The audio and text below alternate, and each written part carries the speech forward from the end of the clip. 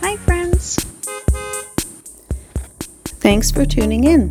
If you like this video, please give it a like, comment below, and take a moment to subscribe to our channel. Grande-Vallee is a peaceful village located on Quebec's stunning Gaspé Peninsula, along the St. Lawrence River. Grande-Vallee, which means Great Valley, sits in a large fertile valley where the Grande-Vallee River flows into the sea. The village's history dates back to the late 1600s, when it was part of a seigneurie granted by the French government. However, it wasn't until the 1830s that it began to be settled by fishermen, and the first permanent families arrived in the 1840s. Grande-Vallee became an official municipality in 1927. Today, this town is home to just over 1,000 people. It's known for its rich history, beautiful landscapes, and traditional Quebecois culture. The area is also famous for its stunning natural surroundings, including nearby lakes like Lac de la Confrérie and scenic routes along the river. Whether you're exploring the winding paths along the St. Lawrence or taking in the local culture, Grande-Vallee is a perfect spot to experience the heart of rural Quebec.